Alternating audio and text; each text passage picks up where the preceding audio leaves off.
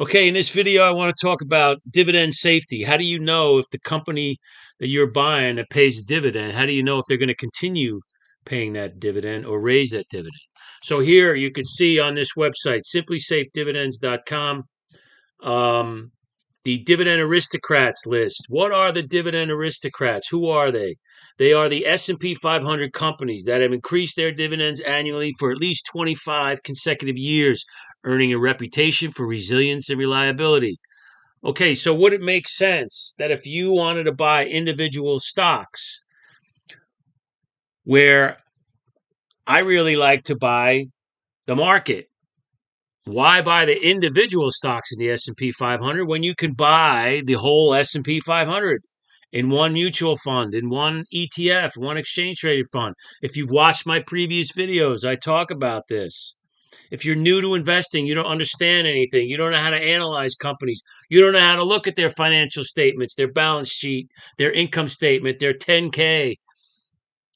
You don't know how to look at any of that stuff, but you want to get invested, you want to get started, right? What is the logical thing to do is to buy an index fund. Me personally, for the last 30 years or more, I've invested in the S&P 500 index fund, either an ETF you could buy. Vanguard has an ETF. The ticker symbol is VOO. If you want to buy the mutual fund, it's the Vanguard S&P 500 mutual fund. The ticker is VFIAX. That's the one I've owned since I think they started it in 2000. But prior to that, I was invested in the S&P 500. Okay, so but let's say you're invested, but you want to start. You got some extra money. You want to start putting it towards some individual stocks. How do you figure out? And you want a dividend stock. You want a stock that pays a dividend.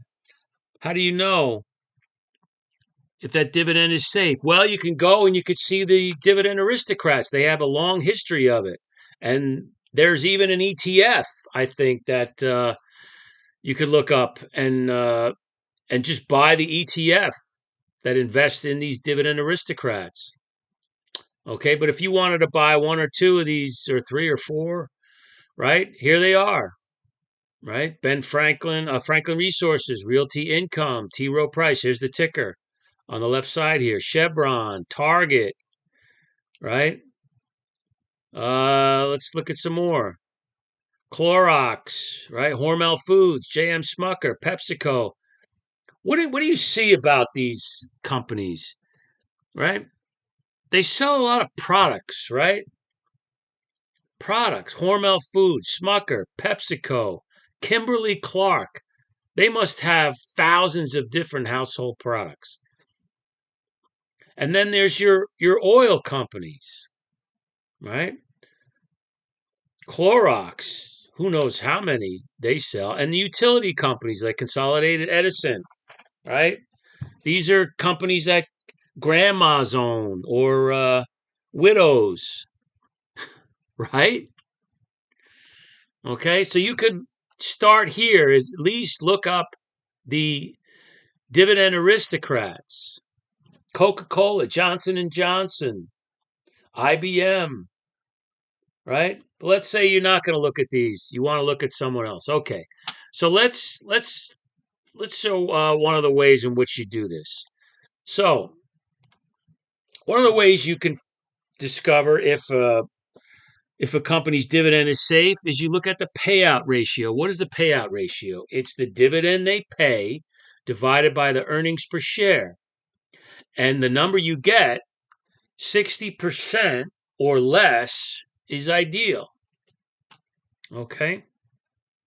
So let's look at two companies. Let's say we're going to look in the food companies. Let's look at McDonald's, right? So McDonald's has a dividend. So if you go to Yahoo Finance, you put in McDonald's ticker symbol, which is MCD, and you have, now you're on it defaults to the summary page of McDonald's Corporation. And right down here, you could see the forward dividend is $7.08. That means for every share you own of McDonald's, they are going to pay you every year $7.08 currently. Okay? So let's plug that number in our payout ratio, right? 7.08. That's the dividend. Now we got to find the earnings per share. So let's go back to Yahoo Finance. Here's the earnings per share right here. Trailing 12-month earnings per share, $11.39. Okay, so let's plug that in. 11.39. Let's do the math. Right? 7.08 divided by 11.39 equals, right? Equals 0.62 or 62%, right? Now, let's go to Wendy's. They're in the same business, right? So we go up to Yahoo Finance. We go into search here. We type in Wendy's ticker symbol, WEN. It defaults to the summary page. We look down here, forward dividend, $1. So we put in here $1, and we're going to divide that by the earnings per share. Same summary page on Yahoo Finance. Earnings per share, trailing 12 months is 0.95. So 0.95 equals, so let's do the math. $1 divided by 0.95 equals 1.05 or 105%. Okay, now you tell me, if you were going to buy a company in the food industry, fast food industry, because of their dividend, which dividend do you think is safer? McDonald's or Wendy's, based on the payout ratio? Wendy's is paying out more than what they earn per share. That's not good, right? Compared to McDonald's. I want to say that. It's not good compared to McDonald's. So McDonald's, according to the payout ratio, seems to have a safer dividend, right? Absolutely. So this is just a quick way of analyzing two companies in the same industry to determine whose dividend is safer or makes more sense, right? So think about that. Think about that. Before you decide on which company to buy, you want to buy a dividend paying stock, go to Yahoo Finance, type in the ticker symbol, figure out the payout ratio. Here's the formula. Okay? This is just a quick way just to get an idea, right? But I would strongly suggest you look at the dividend aristocrats. Okay? Because these are companies, S&P 500 companies that have increased their dividends annually for at least 25 consecutive years. Right? That's why they're aristocrats. And there's a lot of them. Right? For 2025, there's 69 of them. If you just Google dividend aristocrats, you'll find all kinds of websites that deal with these companies and talk about them and discuss them. Right? Okay, but if you're just starting out, it might be smarter, save you time, and maybe you're too busy to go figure out all this stuff. I know attorneys and people in healthcare, they're working so many hours, they don't have time to sit home and look at this stuff. That's why, as far as I'm concerned, an index fund, the S&P 500 index fund, or an ETF, right? Here's one ETF, the Vanguard S&P 500 index fund.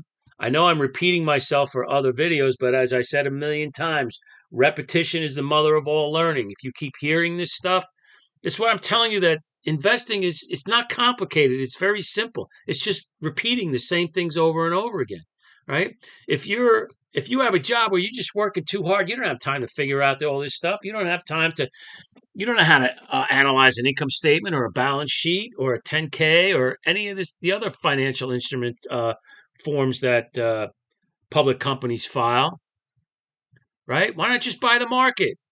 Here, Vanguard S&P 500 ETF, VOO, right? Look at the expense ratio over here, 0.03%. That means most of your money is going to work for you. You want the mutual fund? Here's the mutual fund. Vanguard. What the hell happened here? Okay. VFIAX. I added too many letters. Right? Here, the Vanguard 500 Index Fund. Right? Selling at $521.80 a share. Right? Here's the expense ratio. Right here. 0.04%. Right? Maybe you want the whole market. You want over 3,000 different companies, right? Here's the Vanguard Total Stock Index Fund, ticker symbol VTI. Here's the expense ratio, 0.03%, right? So there you go. There you have it. So think about that.